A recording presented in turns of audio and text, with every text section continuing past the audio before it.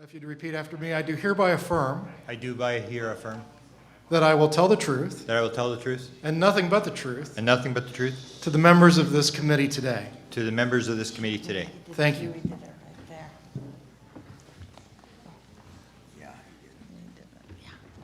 All right, Mr. Cameron. Okay, I had prepared a first statement, but I have a little bit of comment and a short second statement that I wanted to sort of add as part two. There was some discussion here about doing an audit on the military, and because I've spent a lot of time on this, basically the way I see it, it's very simple. The military has the power, Congress doesn't. It'd be the same as the war between the president and Congress, who has power. They have the power right now, and I think you have to take it back. They're not going to give it to you. They're not going to surrender and allow you to audit them because they're running the show, and that's the way they want it. A second comment I'd like to make is regarding the same sort of issue about military. Because I was involved in the Area 51 story, I knew George Knapp, who was the chief investigative reporter. He told the story about the Appropriations Committee in Congress had wanted, when they heard the story about the flying saucers at Area 51 and the Aurora and all sorts of planes that were flying around Area 51, that the Appropriations Committee were going like, what is going on here? We haven't heard about this. Did we put money up for this? They sent Dick D'Amato, who was a congressional investigator, to Area 51 to get inside Area 51. He had all the top secret security clearances. He had everything that you needed. He could give people immunity. And he went in there and he tried to talk this one witness that I mentioned to you in the previous panel, this Alfred O'Donnell fellow who refused to talk. And he came back, and Stephen Greer can confirm this. He talked to a number of researchers, and he told Stephen Greer, just want to let you know you're up against the varsity team of all black budget programs. Good luck. And he said with top secret security clearance, with the Appropriations Committee behind him, he could not get anywhere, that this thing is so deeply held. And that's basically what Ben Rich said as well, is that it would take an act of God to get this thing out of Congress because it's so deep black. Even though they have the technology, nobody's ever going to see it as far as the military is concerned. And I would also comment on the foreign government thing. I have a little bit of a disagreement with most people because I am from Canada, and the idea is that the rest of the world is disclosing material. I'd say they are not disclosing material. They are releasing their sighting files. Sighting files is what the U.S. government released with Blue Book in 1969. Sighting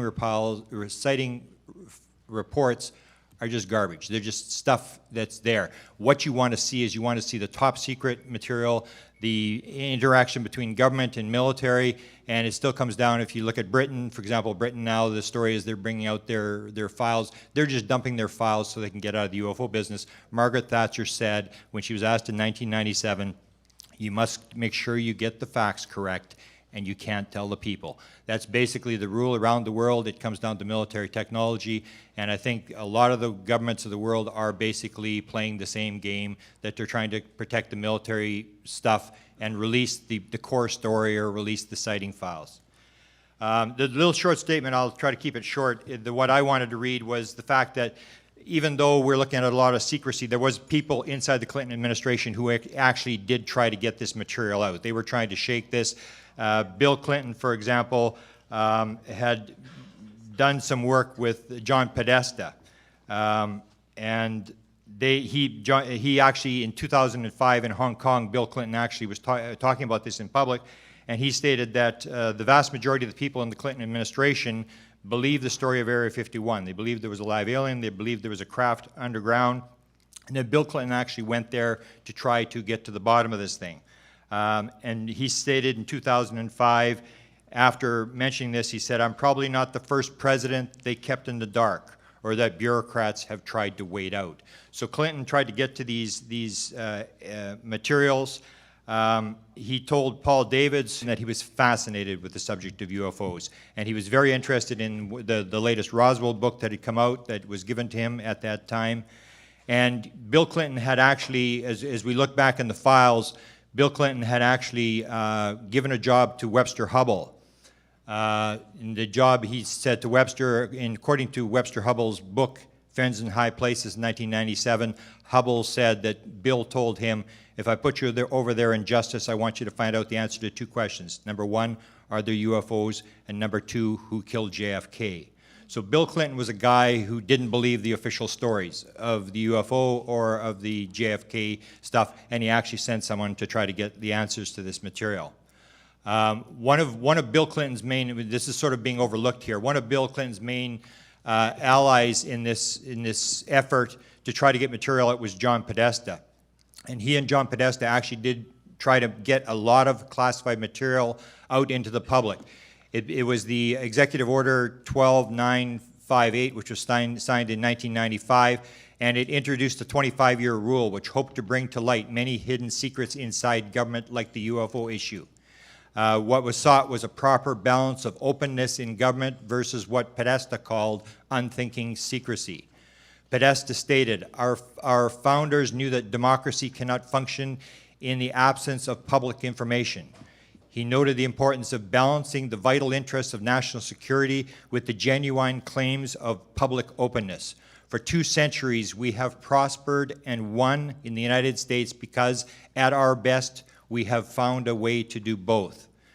So to achieve this, they signed the executive order, which said that anything that was over 25 years old had to be declassified except in extreme circumstances.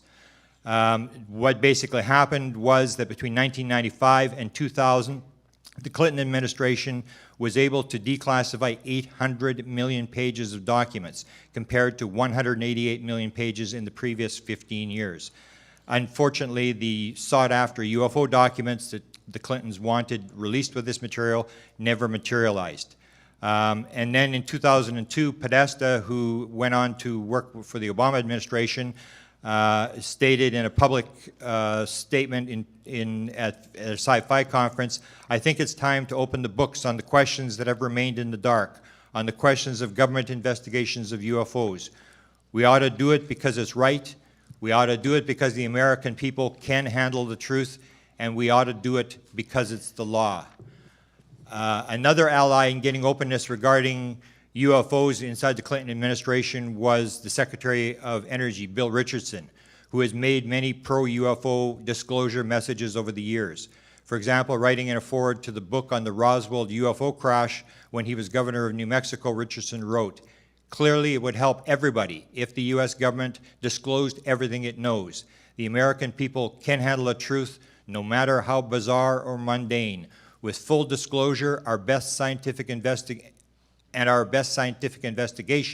we should be able to find out what happened on that fateful day in 1947.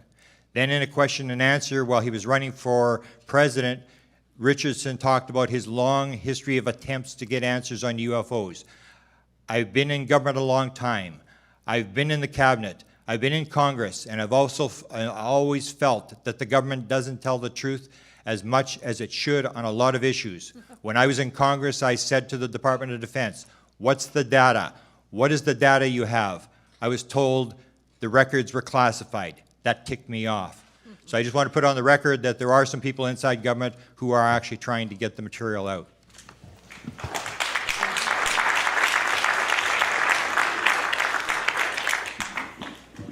Ms. Howe. I was invited by Mr. Rockefeller to the Wyoming Ranch, along with some of the people here. Stephen Greer was there, others. And what links in my mind was a discussion that I had with then John Mack, MD, psychiatrist from Harvard University, who had taken a great interest in the abduction syndrome, both as a psychiatrist and then as somebody who was trying to understand, as I and others were, what is the true nature of an advanced intelligence that would be interacting with this planet, and may not itself, the prime intelligence, be the actor here, but making various kinds of cloned entities that would interact on this particular planet, in this particular atmosphere, this particular gravity, in this particular solar system. And Dr. Mack and I, at Mr. Rockefeller's place in Wyoming, were discussing this, and we went into the issue of why is it that the non-human intelligence, as described in the human abduction syndrome, appears to be 100% telepathic, with the ability to both place impressions in human minds and to also project three-dimensional holograms that the human mind and eye cannot distinguish from the world around us. This is something that he, I, and many others had encountered, and the more deeper you get into this field, the more you realize that our reality can be manipulated through our minds without us being able to tell the difference at times. And this led to a discussion which at the time I had only shared with Dr. Mack, God rest him wherever he is now. That very year, I had a face-to-face with a man who was currently working in the United States military, who had been aware of my work, and by that 92, 93 time period, I had produced the book An Alien Harvest as well as TV productions.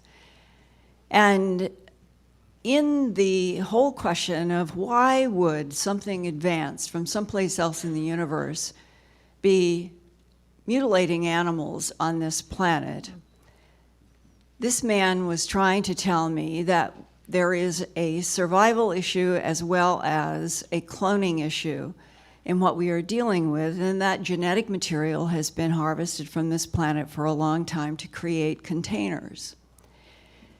And this, in discussion with Dr. Mack, led to, I thought I would share this today to show you, if this is true, what I'm going to share with you, it shows how difficult it is for all humans to relate to any aspect of all of this. The military person was describing his firsthand experience that occurred in 1978 in a small town in northern Arizona. He worked for a unit that would be comparable to what has been in some of the government documents called Moondust or Project Pounds.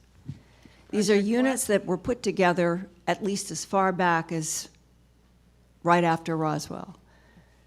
Units that would be trained to go to wherever there was a reported crash or landing, because some of these craft have been clearly left or put down. And that their job would be to extract technology, the craft, and the bodies. And that he was on one of those teams. And he told me that in 1978, in this town in northern Arizona, there was a flood. And that our military unit understood that the flood was not caused by nature, and it was not caused by humans. It was caused by something that was in the category of what they called non-human. And that he was assigned to a group to go there to try to understand why had the water been released from a dam into this town by something non-human. And that his superior officer said, we are going to communicate with and bring in one of the Ebens. And I want you to have the experience of what a telepathic download upload is.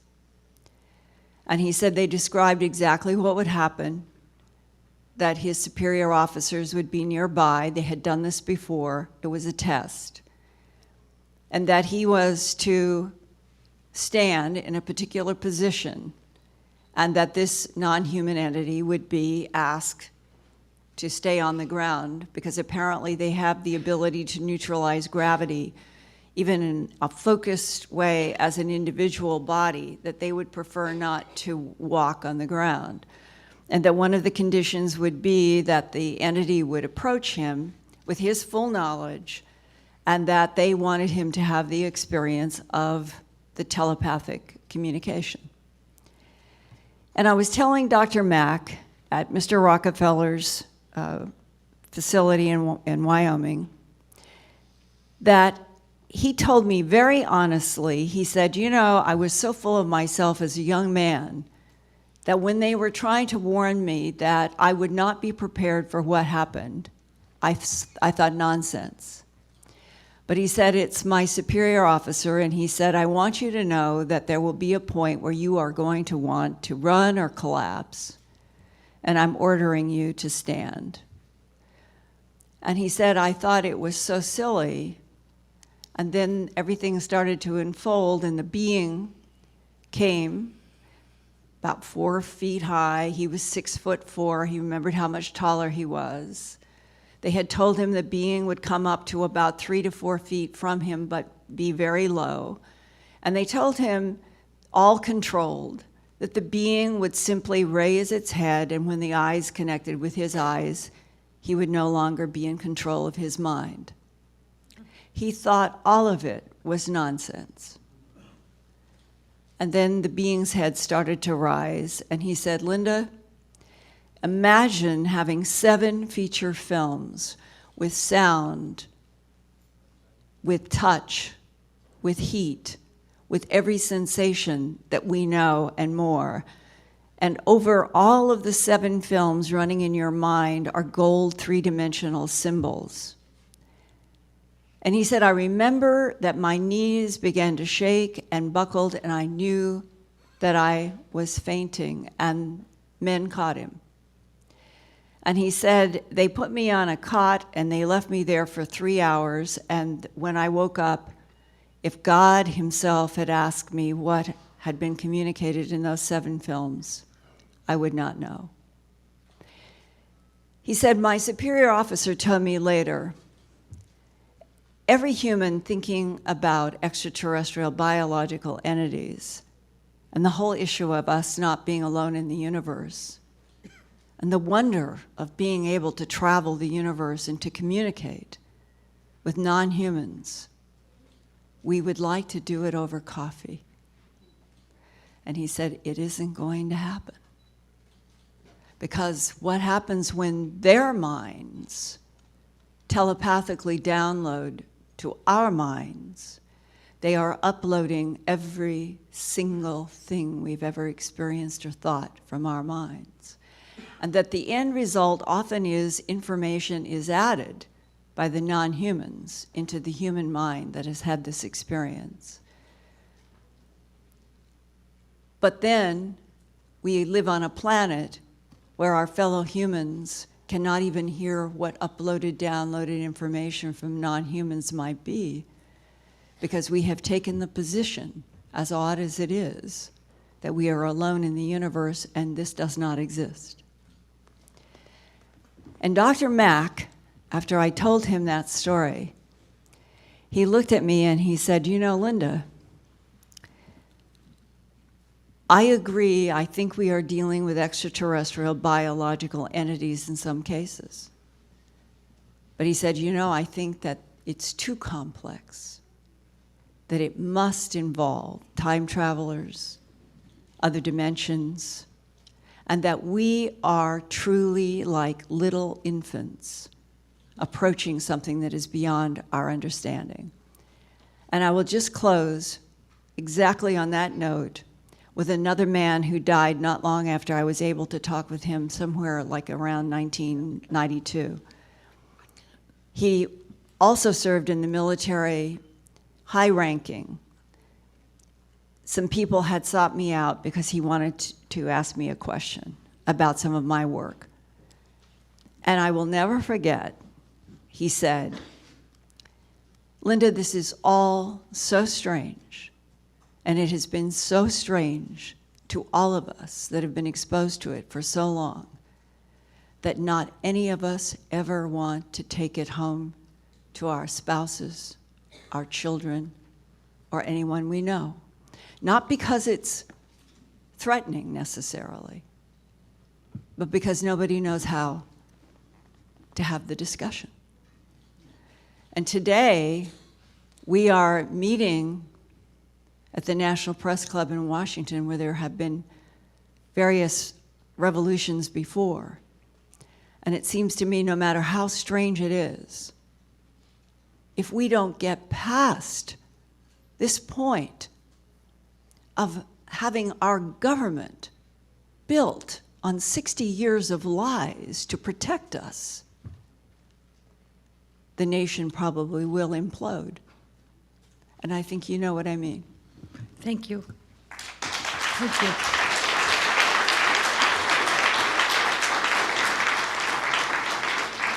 Dr. Greer.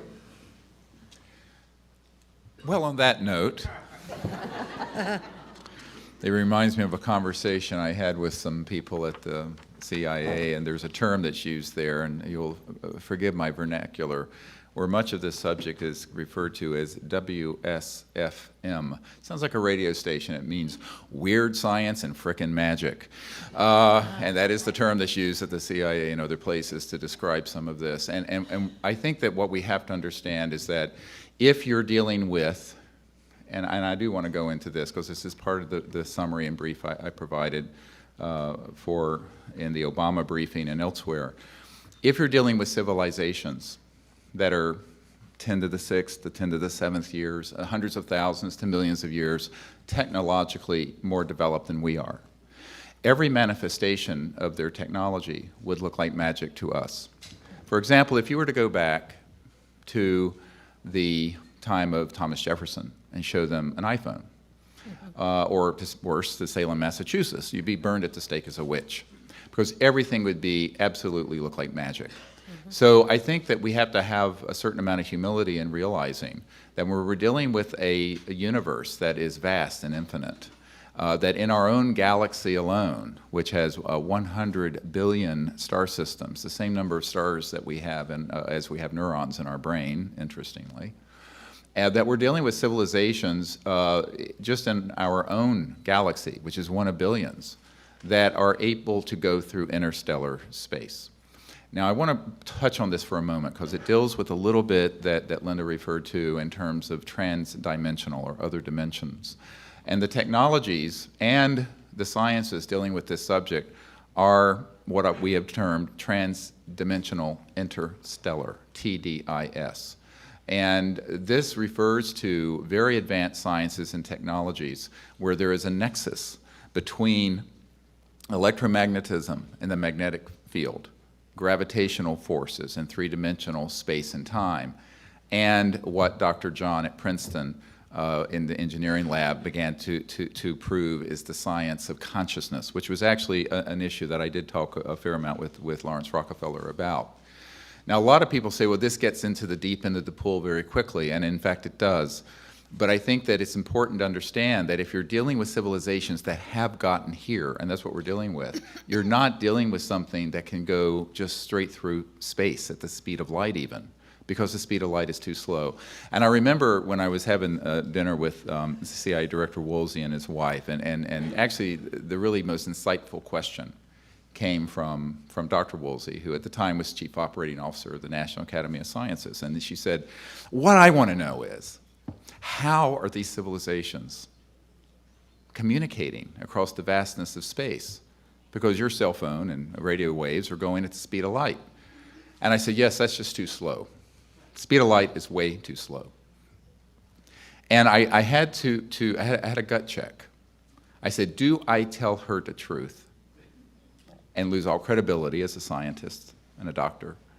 Or do I tell her something that sounds scientific, but that's really not true?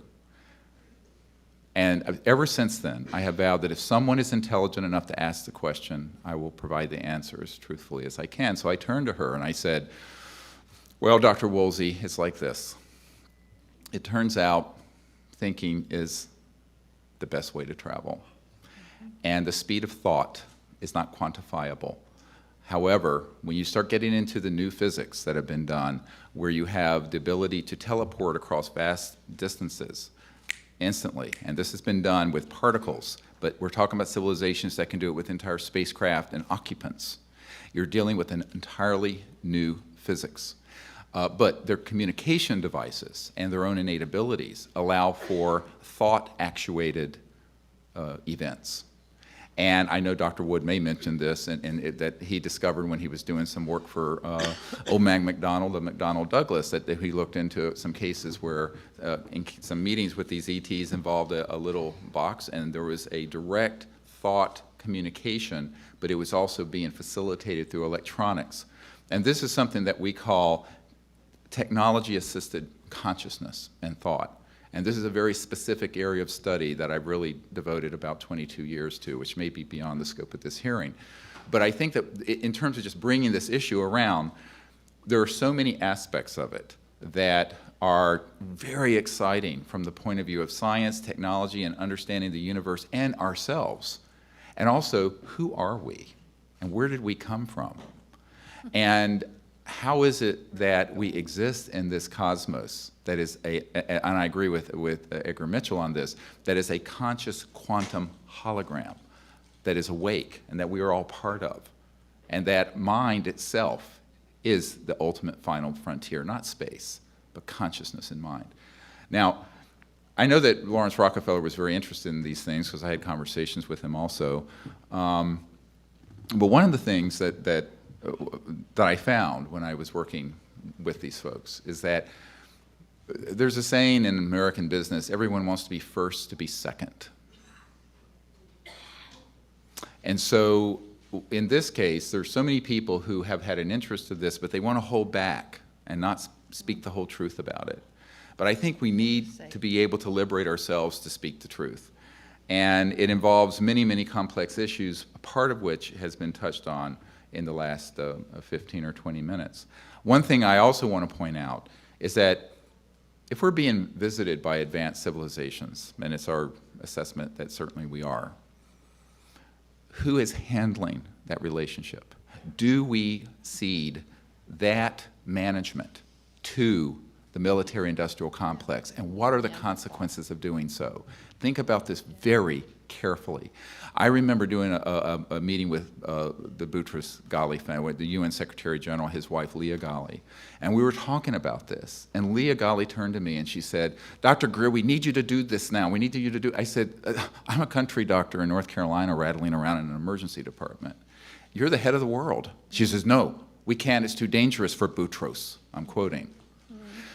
And then I remember talking to this wonderful senator, Claiborne Pell, who was mentioned earlier, and I was speaking with him, and I would never have gone to college if not for a Pell Grant, because I was very, very, very poor. Grew up in North Carolina, had no resources, put myself through the last years of high school and college and med school, but, I mean, really poor.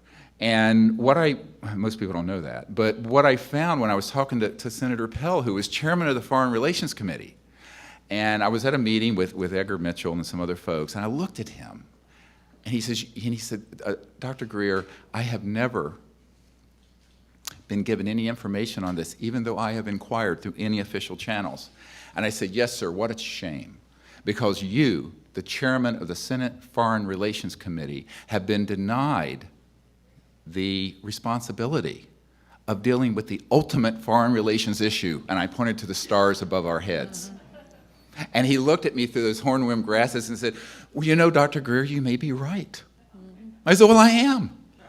And I said, "Well, what a shame." So I think this is another dimension. There's the science and technology part of it, but there's the part of it about relationships. And we are not alone in the universe.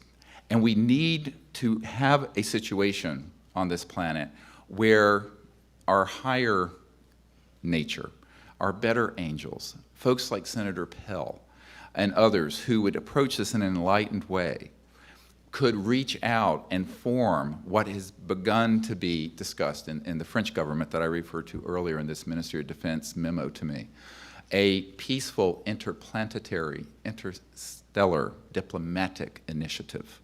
And to be honest with you, that's how I first got involved with this, was to establish such an effort, which we are doing as a citizens' diplomatic effort. But in the meanwhile, I got diverted into this morass of the national security state because I felt that our leaders need to know, and more importantly, the public need to know. And we need to then figure out how we're going to advance. And in the summary I did for the president, there are a number of action points. And one of them is to appoint internationally a high-level committee of folks who could go out and make a peaceful contact that is not militarized, that is not covert, that is not being run by the national security state, but is being done on behalf of all of us, the children of Earth.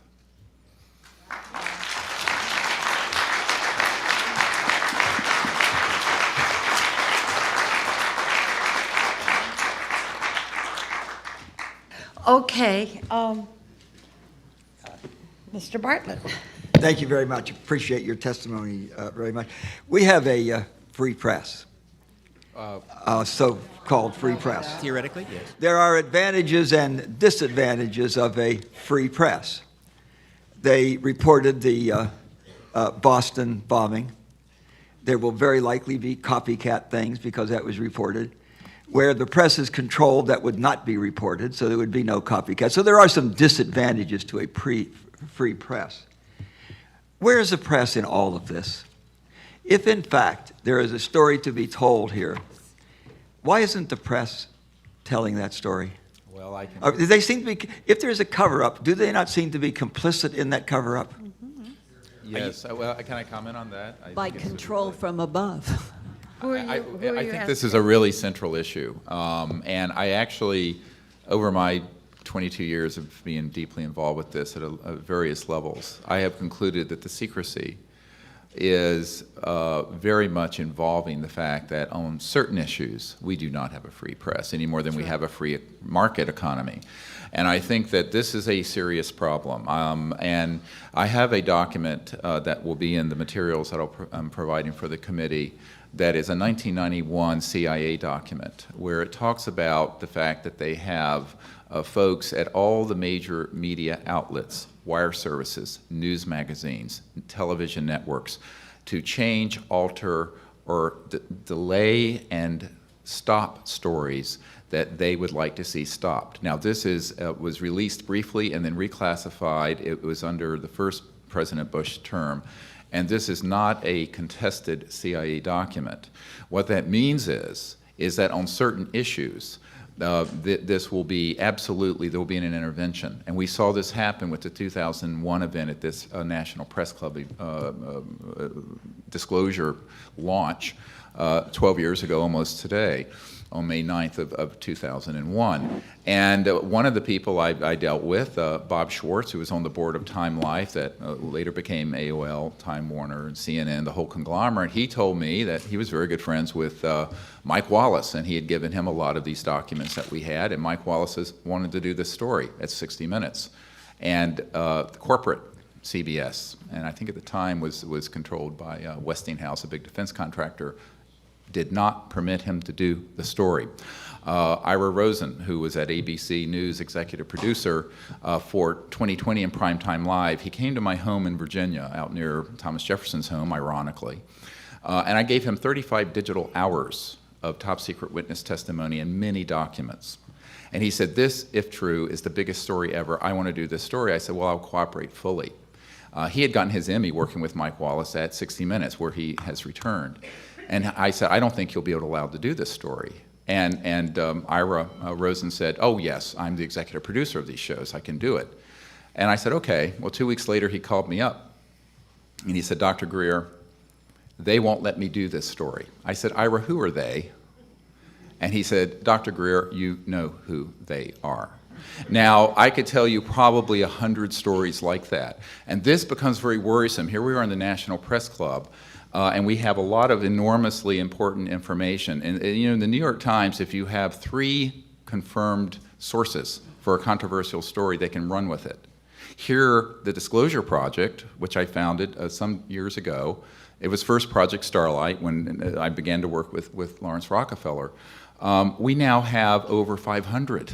Many of them, I have the names of them and they can be subpoenaed. Some of them, about 100 of them, we have on digital videotape. Why isn't this a story? And I think that this becomes a very important question in a democracy. You know, if you have the larger media not covering something that 50, 60% of the public believe is true, and there's an enormous amount of data, 4,000 landing cases, the Cometa report where they documented the landing in Provence of a craft, the Bentwaters case where a craft landed at RAF Bentwaters and left physical trace that has been confirmed by the Ministry of Defense. We have all this hard data and information. We have radar traces of these objects moving. We have pilot cases. We have over 3,500 pilot reports in our archives. This isn't a story. How can that be? Now there's another reason, the ha-ha factor. I have met with so many senior people in government who say, I am so interested in this, but don't let anyone know that I'm interested. And the reason for it, I think, you could be gay and have 5 wives and do whatever. I mean, you could do anything and be out of the closet on it, and it would be no problem. But this subject, whoa, watch out, because your career is on the line, as mine was. Okay? Now, I think that what you find is that the social opprobrium, it's an appropriate term, attached to this issue was launched in 1953. We have a CIA document that describes their attempts to debunk and ridicule the subject, but also, very important, to engage Disney Studios to make cartoons and movies about it that would marginalize the subject. This is a CIA document, little green men, ha, ha, ha, ha, ha. So that has worked, and there's an Air Force major, George Filer, who I know, he may be here, who said, look, the secrecy really has been created mainly through the force of just ridicule. People don't want to be made a laughingstock. And I think that fear of ridicule by one's peerage, whether you're a senator or a doctor or a university professor, is a very hard thing to overcome once the counterintelligence people have done their business, and they have on this. And it is propaganda. There is very serious information and intelligence, and I think that we have to figure out how do we get around the truth embargo, as Steve calls it. In reality, we're sort of it's not just the government doing the embargo, it's we are doing the embargo because we have been brainwashed to laugh at this issue instead of look at it in a very serious, scientific, in-depth, and honest and truthful way.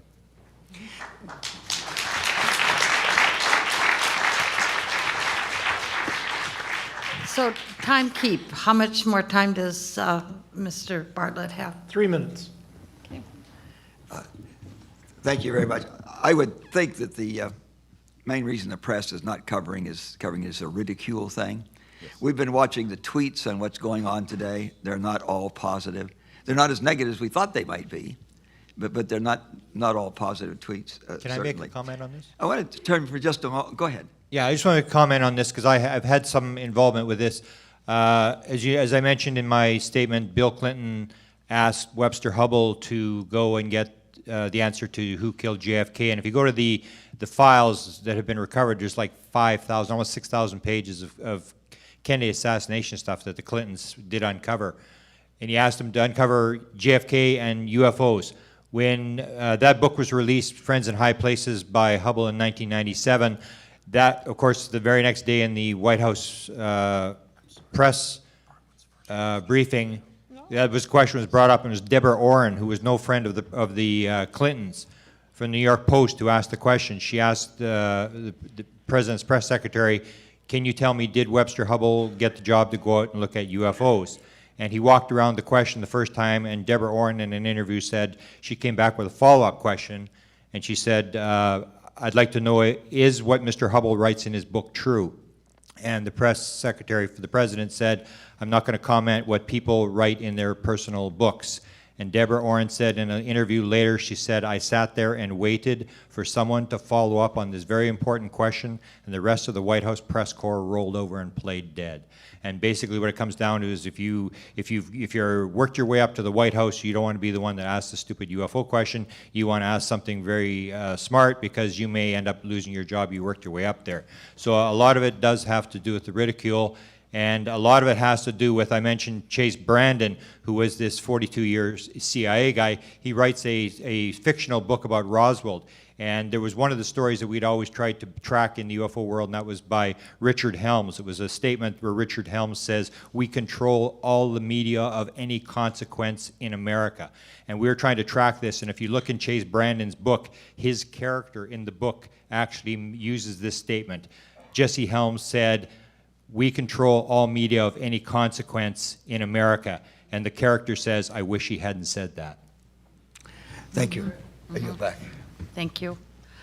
Senator Gravel? Can you come to any other conclusion as a body that our nation is essentially ruled by a military junta? Can you come to any other conclusion based upon all the statements that have been made?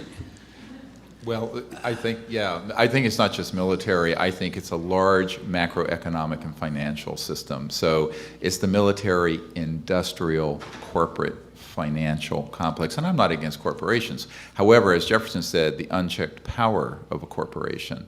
And see, if our budget is $3.8 trillion, but we're talking about something that, if it's disclosed, would threaten the privately owned interests in the oil, gas, coal, utility industries that are estimated in the multi-hundred trillions of dollars, what tail is wagging the dog of our democracy? And that's the big question. Let me add to that. I came across a study 2 years ago in Switzerland, Zurich, where an institute studied the interlocking directorates, Yes. 43,000 corporations. They winnowed it down to 1,350 corporations. And these are interlocking directorates, interlocking family ties, and primarily the top 10 were banks, international banks, and they own 60% of the wealth of the world. Correct. You're aware of that? Yes, I'm very aware of that study, yes. Congresswoman Kilpatrick. Thank you. This has been an absolutely awesome day. The professional testimony that we've heard, awesome. Everything that you've said here, this congressperson knows it to be true, from things that we've done in our own lives. President and the military is always a friction there.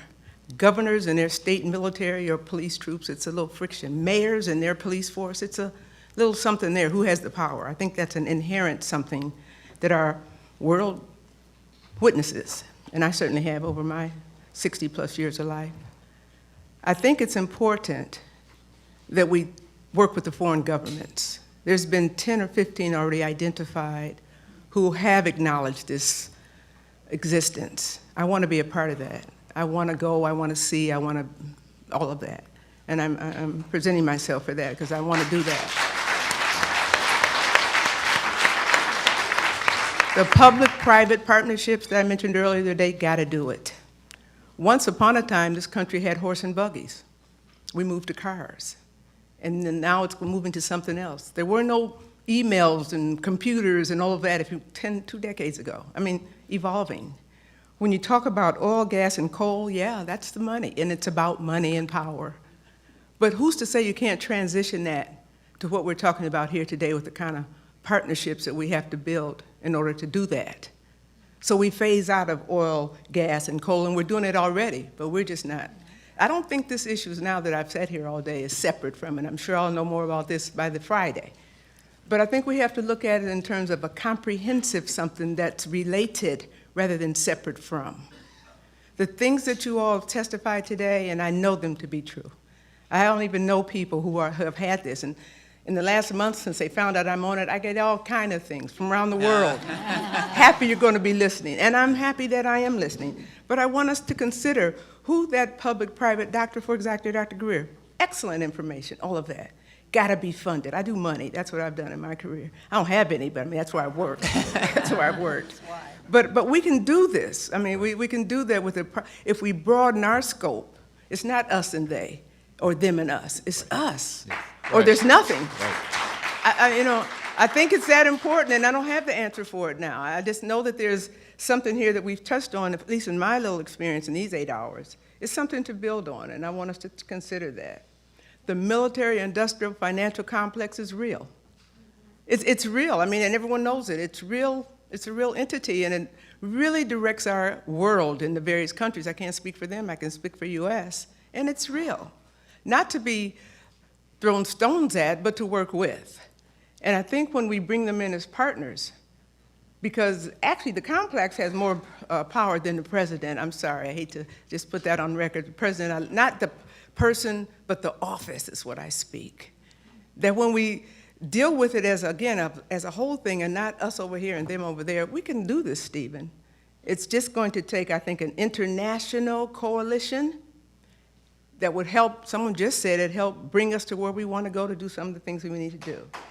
And then, finally, for me, the Military Intelligence Committee, we have to have that, and it exists. And we've always thought that it helps us do a lot of things, like Boston most recently, and as big as Iran, Iraq, Afghanistan, and all. I've been all over the world in this job of mine, but I haven't in this capacity.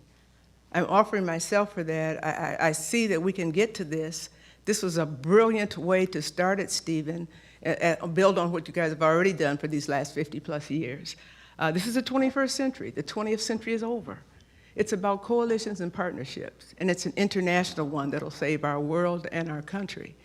So to all of you there, I always say the woman, she brings a whole nother perspective here, thank you, without notes and all of that.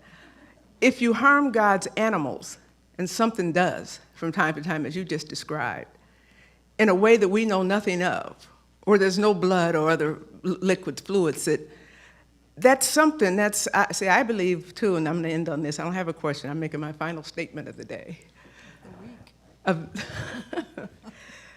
If you talk about everything we've talked about today, and this is just day one, I can't even imagine what we're gonna do the rest of the week. But the hurricanes, tornadoes, fires, winds, I'm a biblical person, I believe it's biblical.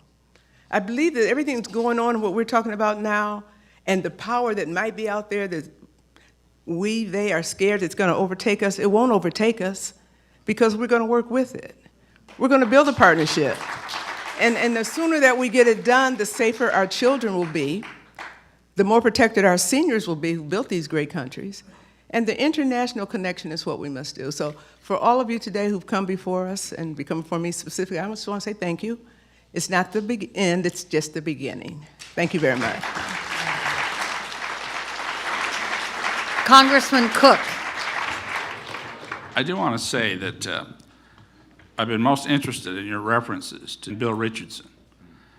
Now, I may not be a member of their party. I may be a member of a party that's opposed them on many, many things, but I have never known a more intelligent and honest and deeply committed members of the government, members of the administrations and in Congress and everything else, and in cabinet positions that I think they held, plus we're almost going to be holding. So I've been deeply impressed as I've known, even before today, before what you said, Stephen, that these people have been particularly prominent in wanting to end what you called the truth embargo. You think so? Certainly, Richardson has made statements that he says, hey, definitely, just to have somebody of his stature say that something landed in Roswell and we need to have those files.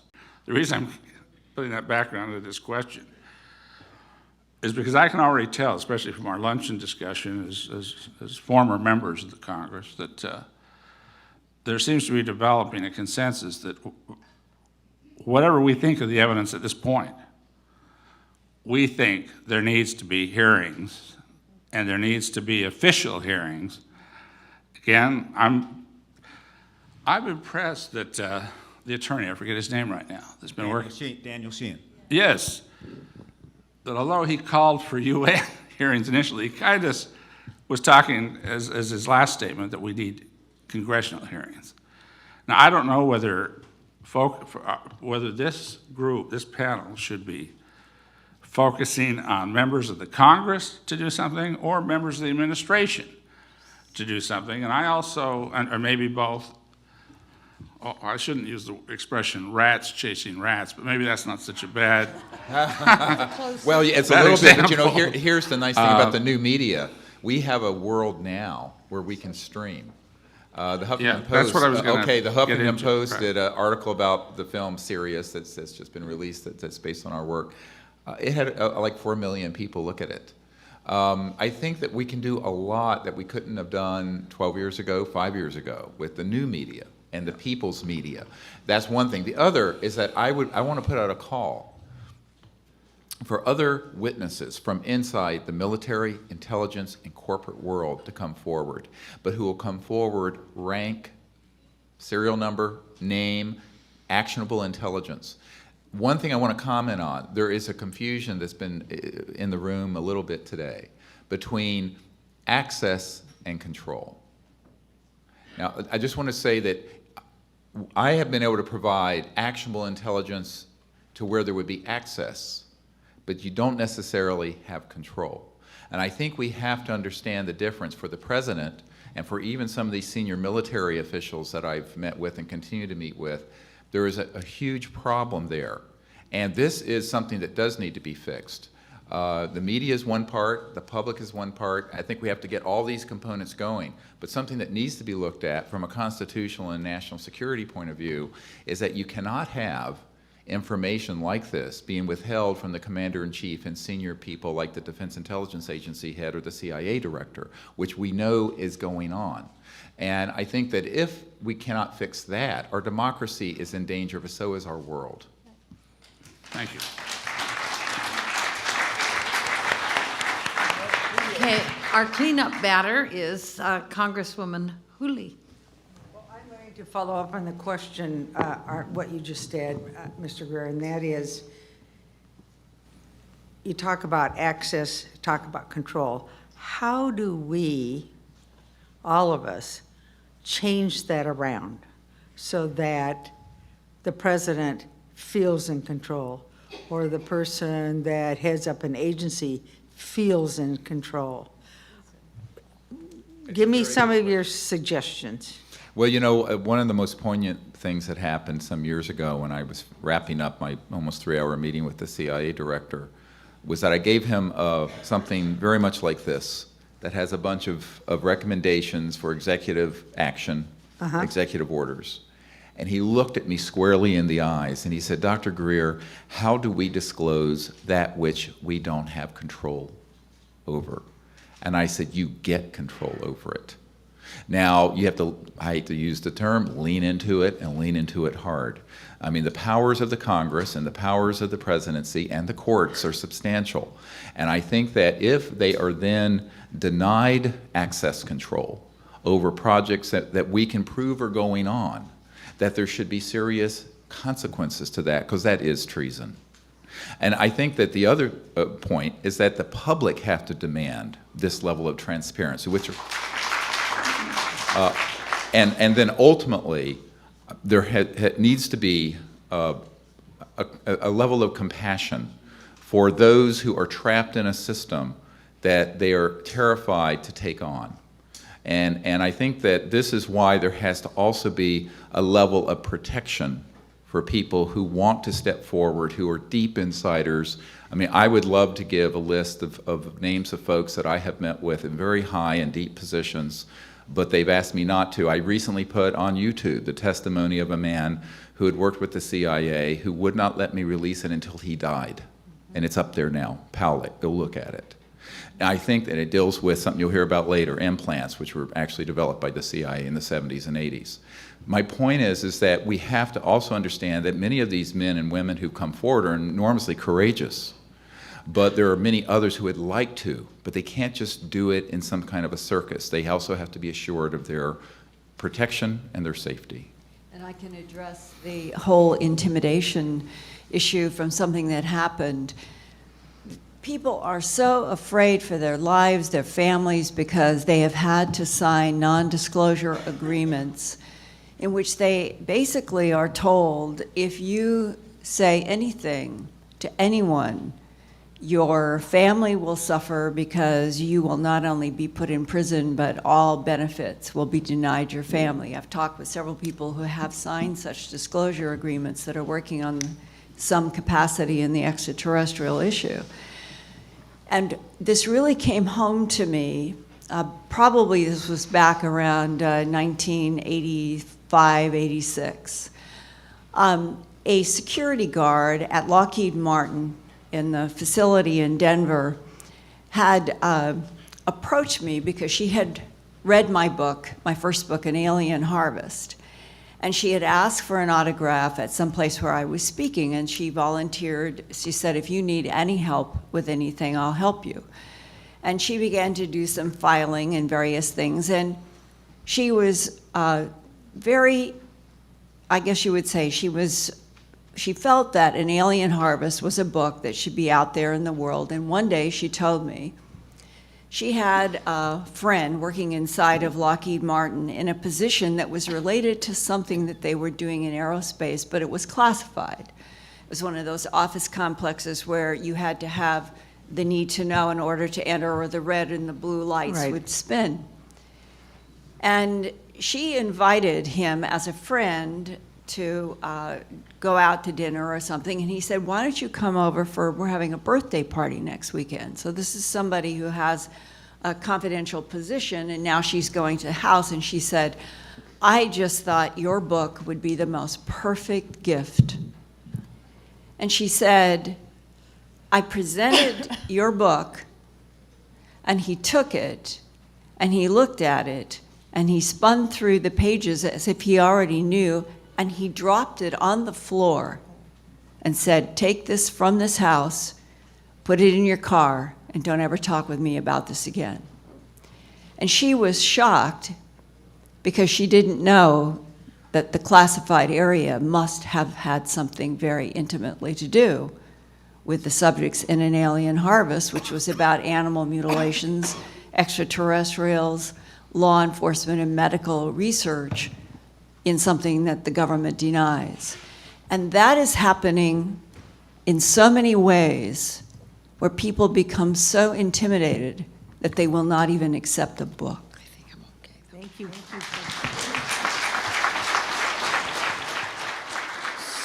So this is the close of day one. We have 4 more days, and I want to compliment all of you out there in the audience. I guess your audience, I mean, your participants, as far as I can tell, and you stayed all day. And I hope you're here all the way through Friday, because you are amazing, and our witnesses have been great.